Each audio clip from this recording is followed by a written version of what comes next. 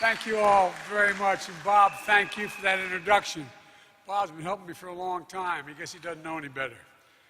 And speaking of help from a long time, a brand new guy in town, a guy who I told him that being married, I think, is the toughest job in America.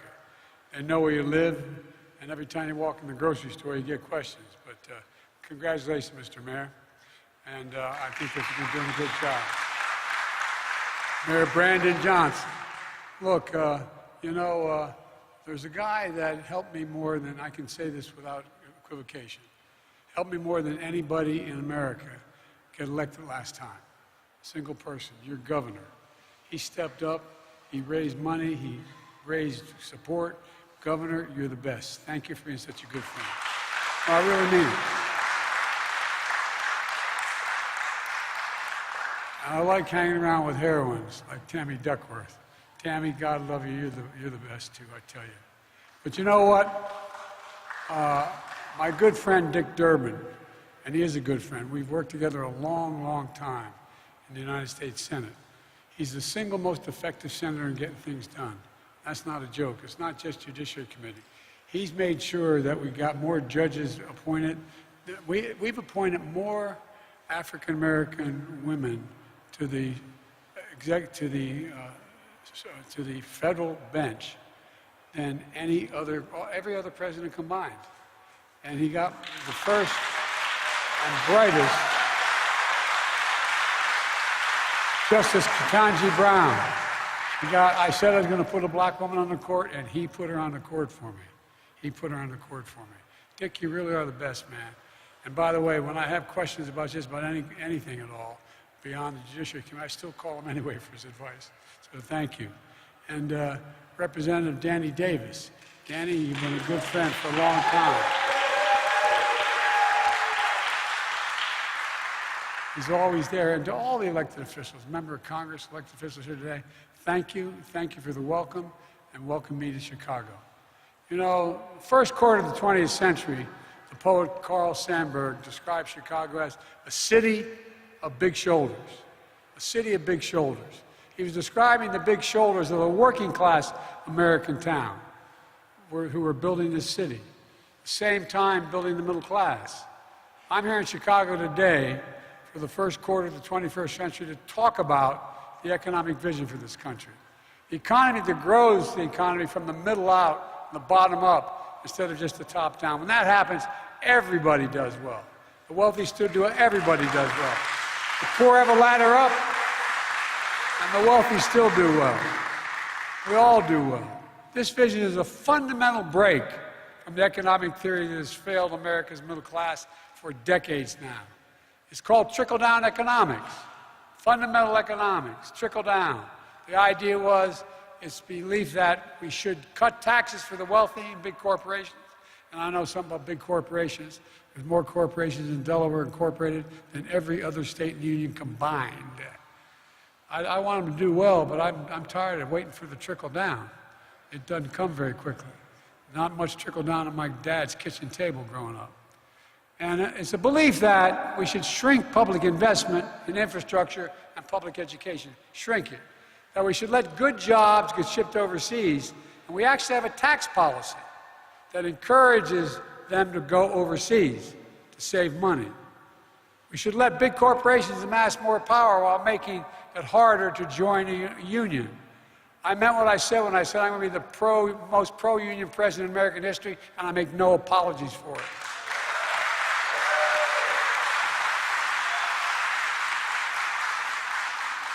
My predecessor, if my mom were here, God bless his soul, my predecessor enacted the latest iteration of the failed theory. Tax cuts for the wealthy. It wasn't paid for, and the estimated cost of his tax cut was $2 trillion. $2 trillion. Now Republicans are at it again, pushing tax cuts for large corporations and the wealthy, and adding trillions of dollars to the deficit. Trillions. Folks, let me say it as clearly as I can. The trickle-down approach failed the middle class. It failed America. It blew up the deficit. It increased inequity, and it weakened our infrastructure. It stripped the dignity, pride, and hope out of communities, one after another, particularly through the Midwest, Western Pennsylvania, heading west.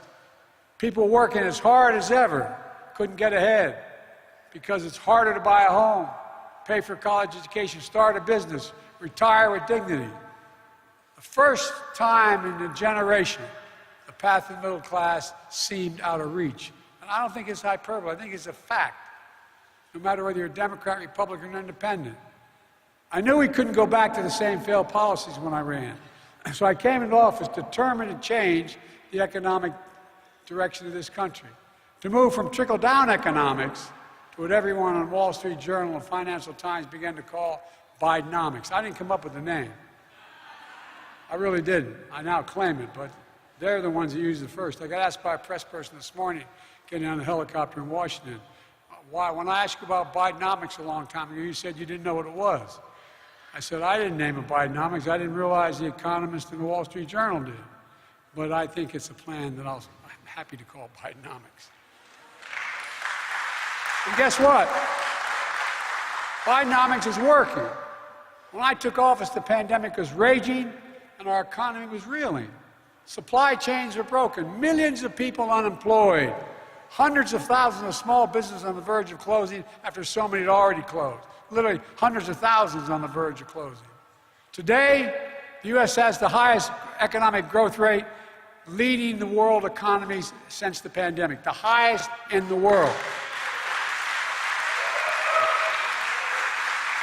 As Dick said, with his help, we created 13.4 million new jobs.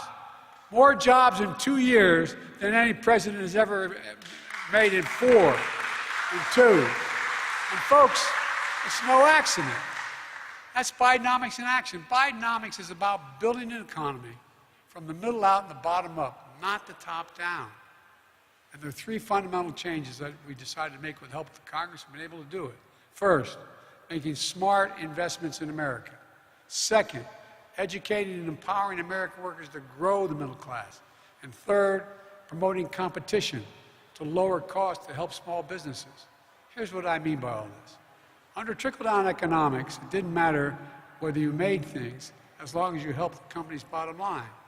Even if that meant seeing jobs in industries go overseas for cheaper labor.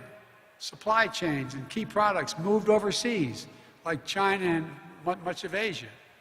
The entire towns and communities, from where I live all the way out there and through the Midwest, were shut down, hollowed out. I mean, literally hollowed out. All over the country, parents have to say to their, many of you, all elected officials, heard people tell you this, had to say to their children, honey, I lost my job. We can't live here anymore. We got to move. Trickle down also meant slashing public investment on things that help drive long-term growth and helped America lead the world in innovation.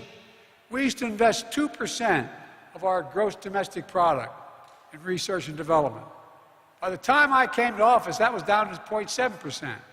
We used to be #1 in the world in research and development. That's what we're known for. Now we rank #9 in the world.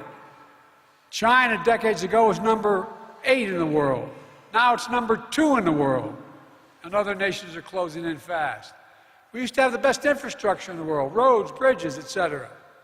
But then we fell to rated 13th best investment in infrastructure. 2 to 13.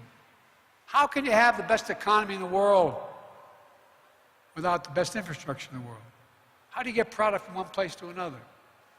I was out in Pittsburgh recently, the city of bridges. Bridges collapsing all over the nation. You've seen on television, railroad bridges collapsing. Bidenomics, we're turning this around. We're supporting targeted investments. We're strengthening America's economic security, our national security, our energy security, and our climate security. I designed and we signed a bipartisan infrastructure law. It's already announced, and I heard some of the speakers before touting some of it. It's already announced 35,000 projects across the country. Think of it this way. Nearly a century ago, Franklin Roosevelt's Rural Electrification Act, rural electrification, brought electricity to millions of Americans in rural America. 70 years ago, Dwight Eisenhower launched the Interstate Highway System, the largest infrastructure project to date in history. That's what the bipartisan infrastructure law does. It will be for our kids and grandkids, only bigger. Just last week, we announced our plan to bring affordable high-speed internet to end the decade of unaffordable and inaccessible internet to every home in America, every small business in America. And to no one's surprise,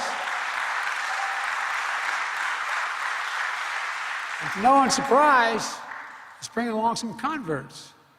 People strenuously opposed, voting against it when we had this going on. This was going to bankrupt America. Well, there's a guy named Tuberville, senator from Alabama, who announced that he strongly opposed the legislation. Now he's hailing its passage. Here's what he said, quote, "It's great to see Alabama receive critical funds to boost ongoing broadband efforts."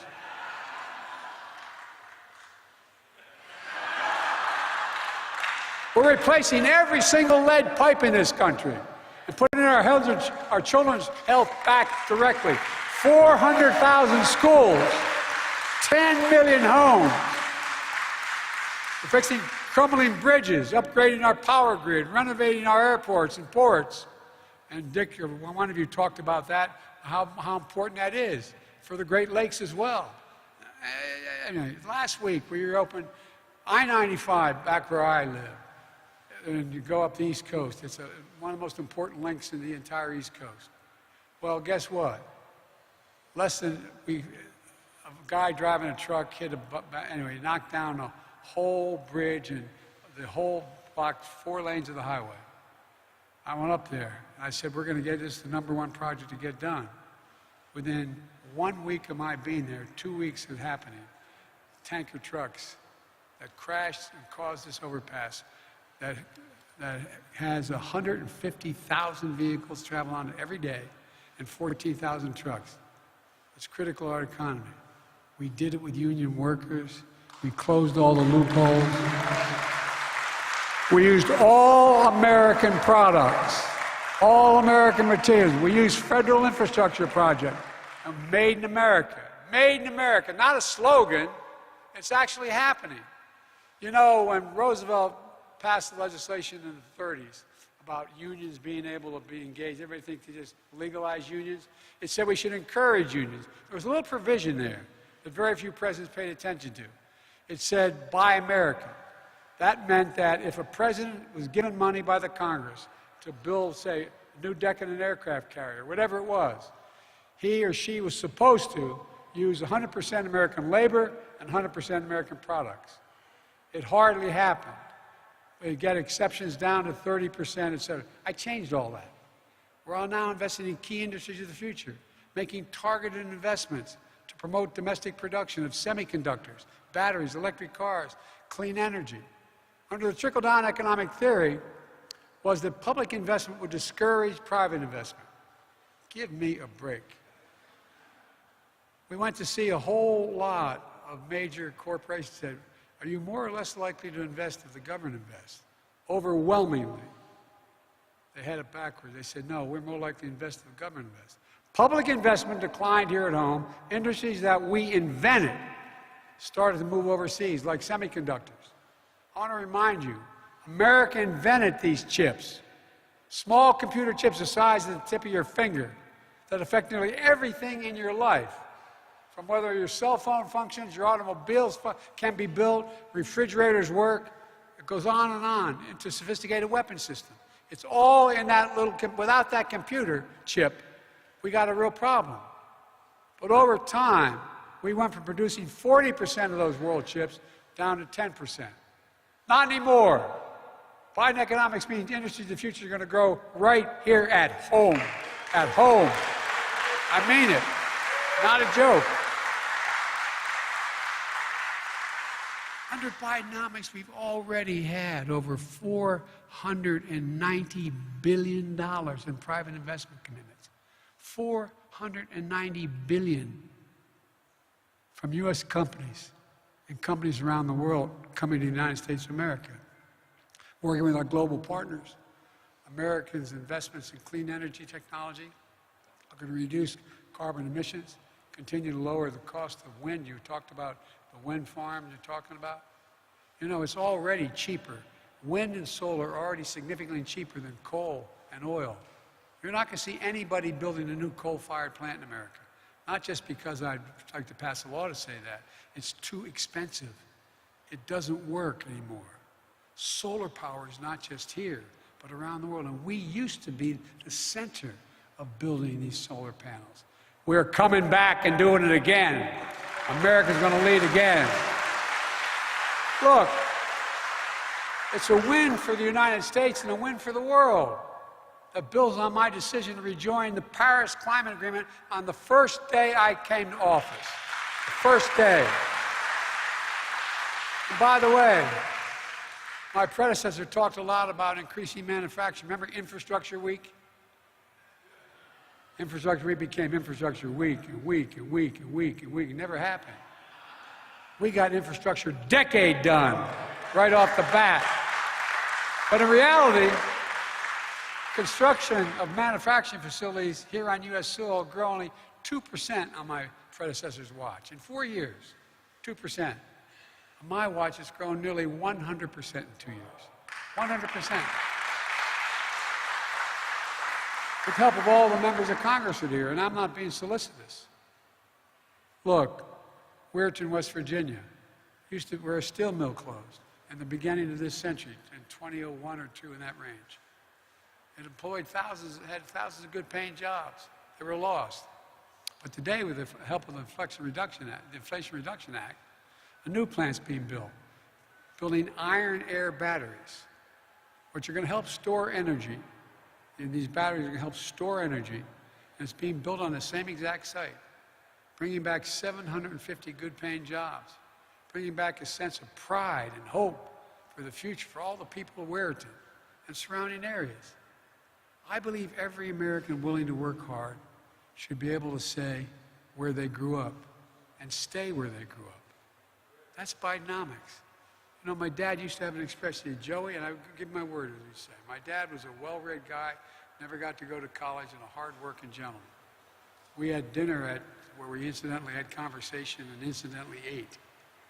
My dad used to say, remember, a job's about a lot more than a paycheck. And I mean this, I give my word. He would say, a job's about a lot more than a paycheck, Joey. It's about your dignity. It's about pride.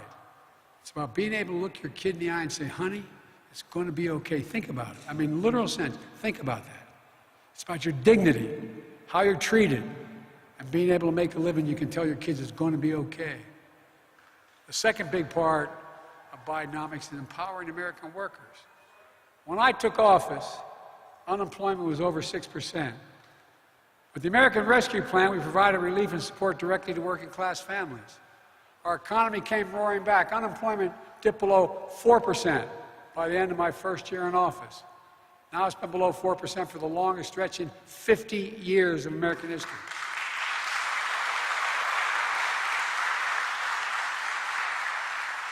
And I must admit I concentrated on it, but we've seen with the help of Jesse Jackson's legacy and a lot of other people here, we've seen record low unemployment for African Americans.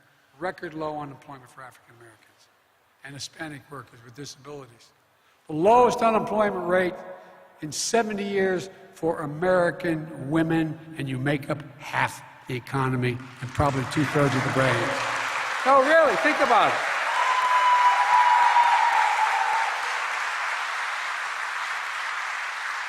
To pause for a second, when I was trying to name me a time when you thought any Democrat would get the endorsement within a week.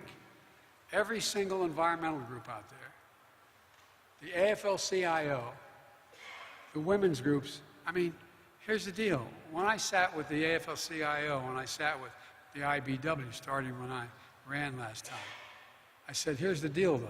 I'm going to be the most pro-American, most pro-union president in history, but you've got to employ more women, you've got to attract more African Americans, and you've got to attract more minorities. They have. They're going around. It's beginning to change. In every industry. Anyway, I go to these sites where they're trained. And by the way, the other thing I've told labor guys, you got to brag a little bit more about what you do. You realize to get a license to be an electrician in this town or any other, you got to essentially go to 4 years of college. You have to go through an apprenticeship that takes you 4 years to 5, depending, or you can't get a job. You get paid a little bit, but you can't get your license to be an electrician, a labor electrician, until that happens. Look, pay for low-wage workers has grown at the fastest pace in over 2 decades. Full employment means workers, especially low-wage workers, having more bargaining power to demand good pay, to secure good jobs. And this is a thing that isn't consistent with whether people think that we're moving in the right direction. Job satisfaction, based on every poll, is at a 36-year high. More people are satisfied with their jobs than any time in 36 years. And the shame of working-age Americans in the workforce, the share of them, is the highest it's been in 20 years. Remember what they were saying? Biden policy isn't working. He's just paying people not to work. People on the sidelines. Well, guess what? Every single day in 4 years before I took office, you may remember, I took a lot of criticism in my presidency. Republicans charged me we're encouraging people to stay home, not work. Well, they were wrong. The evidence is clear. Americans are back to work who've been on the sidelines, and they want to come back. And we're going to continue this progress and make sure every American has the training and education to participate in this new economy. We've increased Pell Grants, made landmark investments in historic black universities. We've invested more in registered apprenticeships and center and career technology education programs than any previous administration in American history. Because of this new economy, we don't need everyone to have a 4-year degree. It's great if you can get one. We're trying to make it easier for you to get one. But you don't need it to get a good paying job anymore. Think of this. How many of you remember going back to high school and they had shop class? And they had classes where people could learn if they were interested in working with their hands. They don't have them very much anymore, anywhere around the country. Well, my wife teaches at a community college, full-time still. She has an expression. She said, any country that outcompetes us, out-educates us, will outcompete us. We're not going to let that happen. That's why we're investing significantly in education. I'm determined to keep fighting for universal pre-K and free community college. We're also fighting to make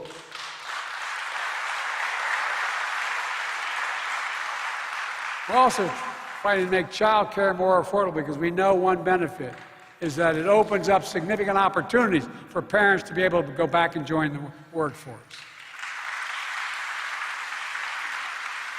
We're also making it easier to empower workers by making it easier to join a union. As I said, I promised to be the most pro-union president in history, and I tell business leaders all the time, our union workers are the best in the world. It takes 4 to 5 years in that apprenticeship. It's like going to college. They'll do the right job on time. Long-term cost for business is less. You know, addressing the 40-year decline in unionization by supporting project labor agreements, collective bargaining, prevailing wage laws. That's the reason today America's support unions is higher than it's been in 60 years. 60 years. And by the way, I met with the Business Roundtable and others. They said, why am I so pro-union? I said, because it helps you. It really does. Think about it. The total cost of a major project goes down when you have the best workers in the world doing it. Not a joke. It's true. It lasts longer. You don't have to worry about whether that socket's going to work. Look, young people are organizing new companies and industries. You know, I've indicated to labor leaders they must expand their ranks. As I said, more women, more minorities. That's what they got to do. Third part of Biden economics is promoting competition. Because when companies have to compete on a level playing field, they have to work harder to attract customers and recruit and retrain workers. Some of you business people in here know that well. But under the trickle-down economic theory, 3/4 of U.S. industries grew more consecrated.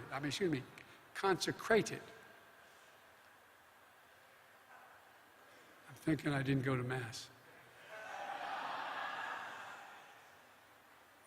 They were moving to diminish competition. Well, that may have been made things easier for big corporations. But for everybody else, it made it harder, more expensive. It got harder for small businesses to compete. It stifled integration. It reduced wages for workers.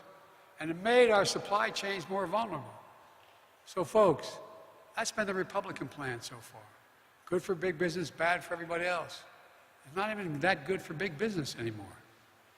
When I came to office with a very different plan, a limited concentration of power at the expense of consumers. The cops are back on the beat enforcing antitrust laws. My administration is working to crack down on what we used to call non-compete agreements. We still call them that.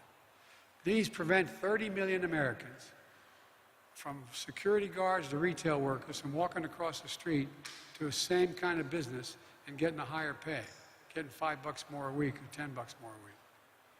Non-compete agreements? It's one thing to have non-compete agreements when you're dealing with trade secrets. It's another thing when you're doing the same thing of flipping a hamburger and you're going to get 5 cents more by walking across the street to a different place. We promoted, we're supporting small businesses. You know, Vice President Harris has prioritized providing support and capital for small business owners, including for rural minorities and women entrepreneurs, including through a brand new program that's already helping deliver billions of dollars in growth capital to small businesses in every state. We've seen a record 10.5 million applications, 10.5 million applications for folks looking to start a small business just in the last 2 years, 10.5. Every one of those applications is an application of hope. Hope. Competition also means lowering costs for consumers. Bringing down inflation remains one of my top priorities. Today, inflation is less than half of what it was a year ago. And that inflation caused by Russia and by the war in Ukraine and by what's going on. But we knew we had to do more. There's more than one way to bring down costs. Another expression my dad used to use, for real. He'd say, Joey, he said, at the end of the month, the question is, after you pay all your bills, do you have just a little left for breathing room? Just a little less for breathing room. All your bills paid. Do you have anything left?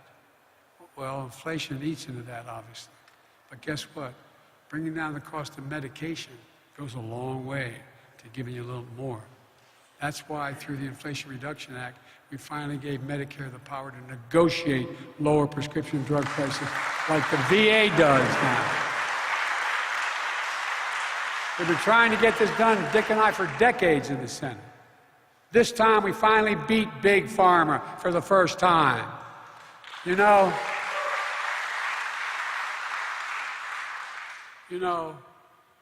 same drug made by the same American company, sold in Chicago, is more expensive than that same drug sold in Toronto, Great Britain, France, Germany, any city you can name, for real. Now seniors on Medicare are paying as much as who were paying $400 a month for insulin last year are now paying $35 a month. Because guess what? You know how much it costs to make that insulin? 10 TEN dollars. Package it, maybe 12 total. And the guy who invented the insulin didn't even ask for a patent because he wanted everybody to have access to it. We're just finishing the first round of negotiated drug prices. And we'll save the taxpayers this year $160 billion. That's like a tax cut. Lowers the cost of producing jobs and it lowers the federal deficit as well. We're expanding health care coverage for more Americans, building on Barack's Affordable Care Act. You know why we're doing that? I'm proud to strengthen that act, saving average families $800 a year on their health care premiums. We're also fighting to end junk fees. Most people don't think of it that way. Well, here's what a junk fee is. They can add up to hundreds of dollars a month for a family. Like that extra fee when you say, I want my child to sit next to me when I take him to see Grandpa on the West Coast. It's not listed now. They're listing it now. Hotel resort fees. You don't realize, you're not told they're going to be, you know that ad in television? Mine is $200, his is $180. Well, guess what? Or the one that bothers me the most is overdraft fees for banks. The banks made $7.7 billion a year on overdraft fees. You overdraft and check, you get a penalty. It's one of the leading bank presidents, God love him, he's passed away, but he had a yacht. The name of the yacht was Overdraft. Swear to God. Well, guess what? There are going to be no more overdraft fees. Folks, we're doing this, doing all this, reducing the deficit at the same time. Just in my first 2 years in office, my team and I have reduced the deficit by $1.7 trillion, more than any president has. Just in 2 years. And the budget agreement I negotiated without having to give away anything of consequence reduced the deficit by another $1 trillion. You know, reversing 40 years of Republican trickle-down economics that helped few but hurt the middle class, it's going to take some time. But we're in a place where some big pieces, and we're moving in a direction where we can get some more done and people will see it. What I'm doing, and I knew I'd have to do this, all those major legislations we pass, people go, that's great, but it takes time to get it out in the field. It takes time for them to see it. And I'm not here to declare victory on the economy. I'm here to say we have a plan that's turning things around incredibly quickly. We have more work to do. For example, does anyone here think the federal tax system is fair? Raise your hand. No matter how much money you make. We're going to make it fair by eliminating loopholes for crypto traders, hedge fund managers. Big oil made $200 billion last year and got a $30,000 tax break, $30 billion tax break. We're going to get billionaires to pay up a little bit, at least the minimum tax. You know, when we began, there were 750, before the pandemic, 750 billionaires in America. Now there are 1,000. You know how much their average tax is? They pay federal tax? 8% taxes. No billionaire should pay a lower tax rate than a school teacher, a firefighter, a cop. I mean, this is...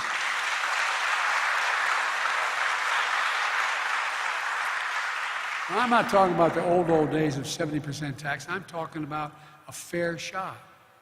If they just paid the top tax rate that exists now, which is 130%, we'd raise billions and billions of dollars, lowering the deficit, allowing us to pay for so much more we have to do.